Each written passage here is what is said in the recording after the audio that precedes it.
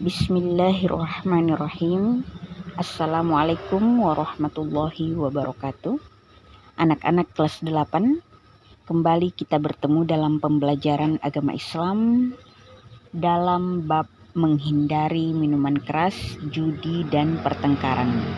Kali ini kita akan membahas KD 4.5, menyajikan dampak bahaya mengonsumsi minuman keras, judi, dan pertengkaran. Indikator yang ingin kita capai pada pembelajaran hari ini adalah bagaimana cara menghindari minuman keras, judi, dan pertengkaran, serta hikmah jika kita menghindari minuman keras, judi, dan pertengkaran. Seperti biasa anak-anak, sebelum mulai belajar, mari kita berdoa terlebih dahulu. Semoga pembelajaran kita pada hari ini diberkahi oleh Allah Subhanahu wa Ta'ala. Bismillahirrahmanirrahim. Raditu billahi robba wa bil islami dina wa bi muhammadin nabiyya wa rasula. Rabbi zidni ilma warzuqni fahma. Amin ya rabbal alamin. Kembali Ibu ingatkan, sebelum kita masuk ke materi, silahkan dipersiapkan buku catatan PAI-nya beserta alat tulis. Silahkan materi yang Ibu jelaskan dalam video pembelajaran ini dicatat di buku catatannya masing-masing agar mudah dipelajari. Nah anak-anak, karena materi kita adalah bagaimana cara menghindari minum-minuman keras, berjudi, dan bertengkar. Kemudian apa hikmahnya kalau kita menghindari ketiga perilaku tercela ini? Maka pertama-tama kita harus ingat kembali dulu apa akibatnya. Yang pertama, kalau kita minum minuman keras, yang pertama akan kehilangan keseimbangan tubuh.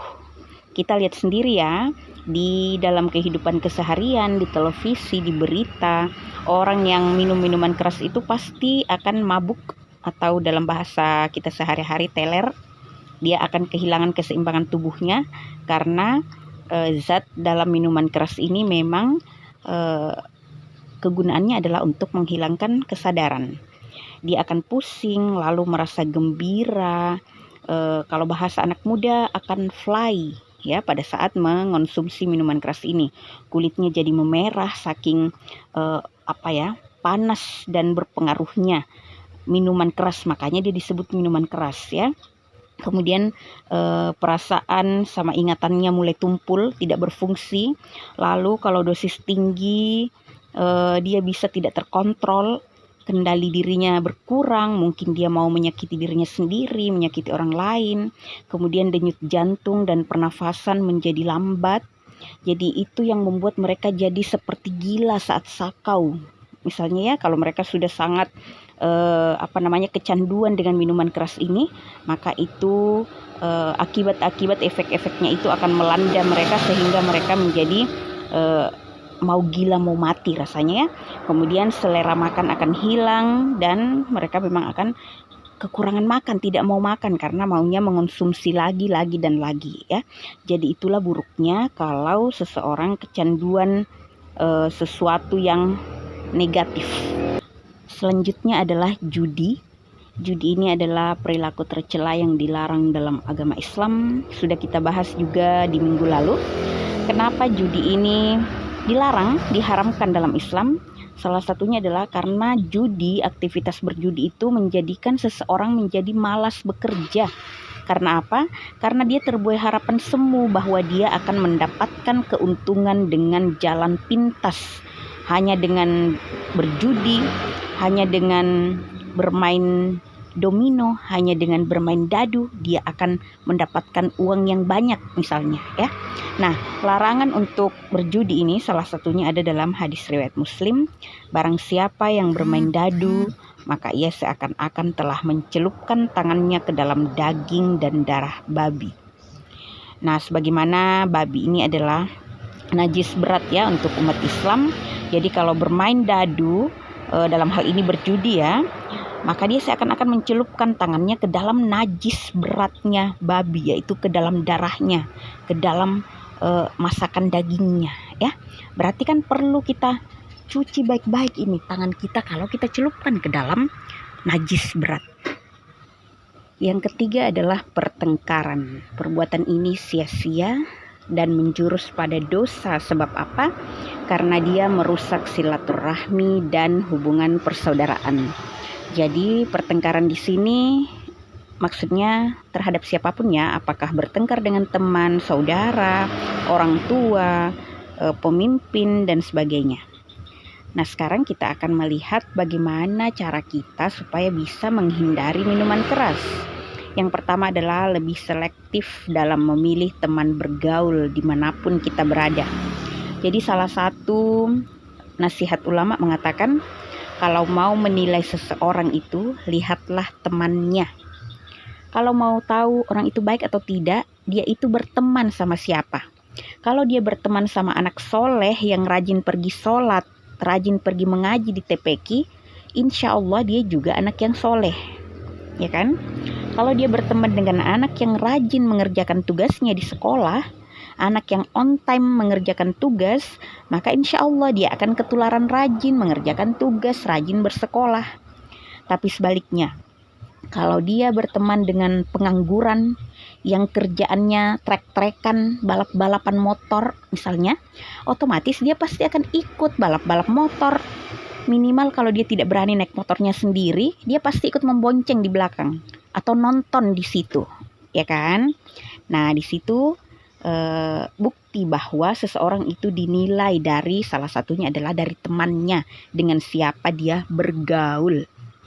Jadi supaya tidak ikut-ikutan melakukan perbuatan dosa seperti minum minuman keras, maka kita harus pintar-pintar memilih teman yang kita ajak bergaul. Pintar-pintar memilih sahabat untuk nongkrong misalnya ya. Nah, yang kedua caranya adalah lebih memperkuat pondasi agama dan menjauhi hal-hal yang dilarang oleh Allah Subhanahu wa taala. Jadi bagaimana nih cara kita memperkuat pondasi agama?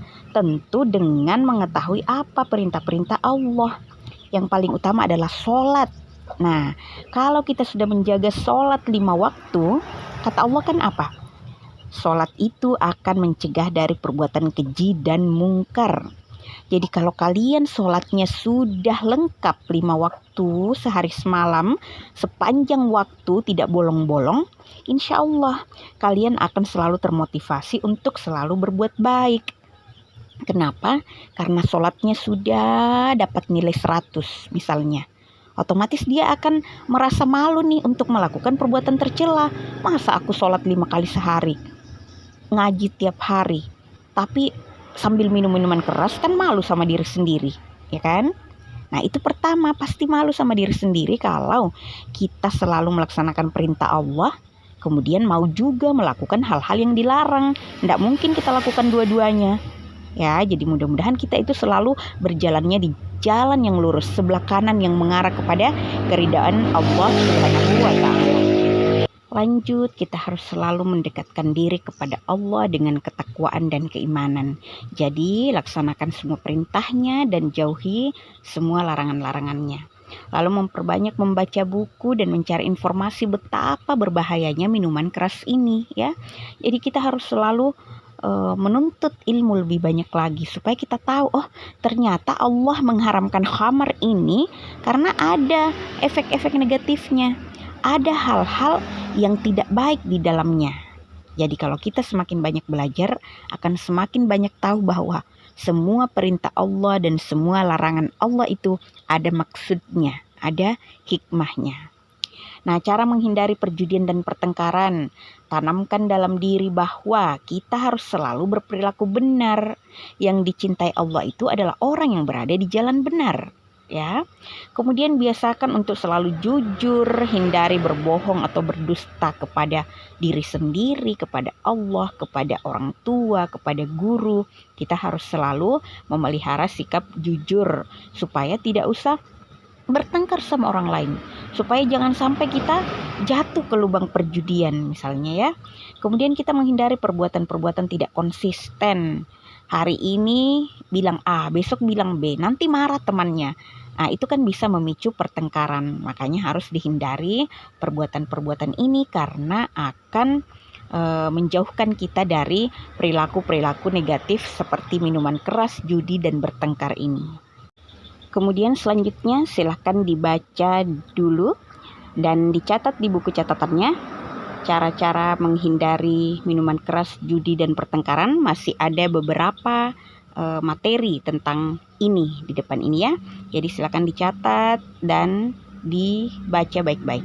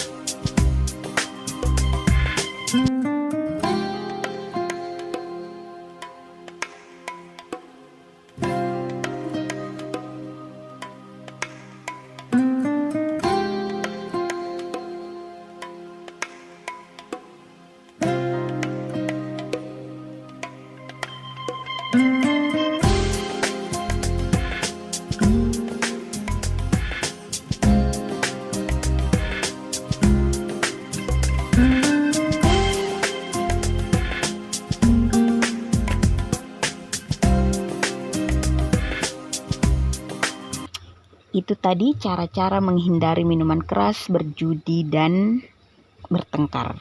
Sekarang kita akan membahas hikmahnya kalau kita menghindari ketiga perilaku tercela ini. Jadi Allah Subhanahu wa Ta'ala mengharamkan minuman keras, negara juga melarang minum minuman keras. Itu tentu ada alasannya.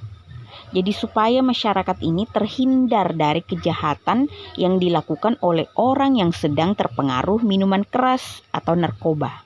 Sama ya, minuman keras dan narkoba karena sama-sama menghilangkan kesadaran, sama-sama memabukkan seperti yang kita bahas minggu lalu. Apapun yang memabukkan itu maka hukumnya adalah haram. Baik itu banyak maupun sedikit sekalipun, itu hukumnya haram dan dosa besar. Nah, peminum atau pecandu kalau dia sudah benar-benar ketagihan, sudah sangat-sangat terbiasa minum dan memakai narkoba, maka dia akan sangat sulit untuk menjauhi perbuatan ini. Dia akan sangat sulit untuk berhenti. Jadi minuman keras dan narkoba ini adalah biangnya segala kejahatan. Orang yang sedang teler itu bisa melakukan kejahatan apapun karena dia sedang tidak sadar, akalnya sedang tidak normal, ya. Nah, hikmahnya juga kenapa diharamkan supaya menjaga kesehatan jasmani dan rohani. Karena apa? Karena banyak penyakit-penyakit berbahaya yang bisa ditimbulkan oleh minuman keras dan juga narkoba ini. Kemudian berjudi juga. Berjudi itu kita terbuai ini, kita jadi malas belajar, malas bekerja, malas berusaha. Kenapa? Kita hanya mengandalkan keberuntungan. Kalau saya pasang misalnya ini, mungkin akan dapat segini. Nah, itu kan hanya angan-angannya saja, ya kan? Jadi kalau kita menjauhinya, maka bagaimana hikmah yang dijanjikan oleh Allah Subhanahu wa Ta'ala kepada kita? Nah, salah satunya adalah mendapatkan rahmat dan petunjuk dari Allah Subhanahu wa Ta'ala. Jadi Allah itu pasti akan merahmati orang yang menghindari perbuatan dosa. Karena apa? Allah itu tentu sayang pada orang yang mendekat kepadanya. Dan sebaliknya, Allah pasti murka kepada orang yang menjauh darinya, dalam hal ini melakukan hal-hal yang dilarangnya. Kemudian hikmah selanjutnya adalah bersemangat dalam meraih cita-cita. Jadi kalau seseorang selalu berusaha menghindari perilaku buruk atau menghindari perbuatan dosa, maka dia akan selalu positive thinking. Pikirannya, perasaannya akan selalu lurus, selalu istiqomah dalam berbuat kebajikan, berbuat ketakwaan, melaksanakan perintah Allah. Kalau dia hati dan pikirannya positif, otomatis dia akan hidup bersemangat, bekerja dengan keras, belajar dengan giat. Karena hatinya diluruskan, dihindarkan dari perbuatan dosa. Kemudian dia akan dapat berpikir dengan jernih. Jadi kalau dia sama sekali tidak terpengaruh dengan minuman keras, narkoba, atau ketagihan judi, otomatis orang akan pikirannya jernih kalau dia selalu termotivasi untuk berbuat baik. Ya, jadi kalau dia misalnya mengatasi permasalahan dengan cara yang benar, bukan dengan lari kepada judi, kepada narkoba, kepada minuman keras, maka dia akan bisa menyelesaikan masalahnya dengan baik karena pikirannya jernih. Hikmah selanjutnya adalah dijauhkan dari siksa api neraka. Sebagaimana janji Allah dalam Quran surah An-Nazi'at ayat 40-41. Bismillahirrahmanirrahim. Wa amma man khafa maqama rabbihi wa nahan nafsa 'anil hawa fa innal jannata hiyal ma'wa. Allah berjanji, dan adapun orang-orang yang takut kepada kebesaran Tuhannya dan menahan diri dari keinginan hawa nafsunya, maka sungguh surgalah tempat tinggalnya. Jadi orang yang menahan diri dari keinginan-keinginan buruk, keinginan-keinginan semu, dia mau bersenang-senang dengan narkoba, dengan minuman-minuman keras, itu kalau dia menahan dirinya, maka Allah menjanjikan surgalah tempat tinggalnya, balasannya nanti. Ya. Kemudian hikmah terakhir adalah hidup menjadi aman, tenang, dan harmonis, seperti dalam Quran surah Al-A'raf ayat 96. Bismillahirrahmanirrahim. Walau anna ahlal qura amanu wattaqaw lafatahna alaihim barakatim minas sama'i wal ardi walakin kadzabu fa akhadnahum bima kanu yaksibun. Dan sekiranya penduduk negeri beriman dan bertakwa, pasti kami akan melimpahkan kepada mereka berkah dari langit dan bumi. Tapi ternyata mereka mendustakan ayat-ayat kami. Maka kami siksa mereka sesuai dengan apa yang telah mereka kerjakan. Nah, Allah berjanji, coba semua penduduk negeri itu beriman dan bertakwa. Mereka selalu melakukan semua perintahku dan menjauhi semua laranganku. Maka kata Allah, aku pasti akan melimpahkan berkah kepada mereka dari langit dan bumi. Apa maksudnya berkah dari langit dan bumi? Berarti hidupnya akan sentosa, akan aman, tenang, harmonis, bahagia. Nah, tapi apa yang terjadi di dalam kehidupan kita sehari-hari ini? Banyak orang-orang yang mendustakan ayat-ayat Allah. Maksudnya adalah dia menentang perintah-perintah Allah dalam Al-Quran. Dia malah melaksanakan larangan-larangan Allah yang disebutkan dalam Al-Quran. Maka apa yang Allah berikan? Allah kemudian menyiksa orang-orang seperti ini sesuai dengan apa yang telah mereka kerjakan. Jadi mudah-mudahan kita bisa menghindari perilaku-perilaku tercela ini dan lebih melaksanakan perintah Allah. Lebih banyak mempelajari hal-hal yang disukai, diperintahkan oleh Allah Subhanahu wa Ta'ala, supaya hidup kita lebih berkah. Nah, dengan berakhirnya pembahasan tadi, berakhir pula materi kita pada hari ini. Ibu ingatkan, setelah ini akan Ibu posting tugasnya, silahkan dikerjakan di Classroom. Jadi kita akhiri pembahasan hari ini dengan ucapan Alhamdulillahirobbilalamin. Assalamualaikum warahmatullahi wabarakatuh.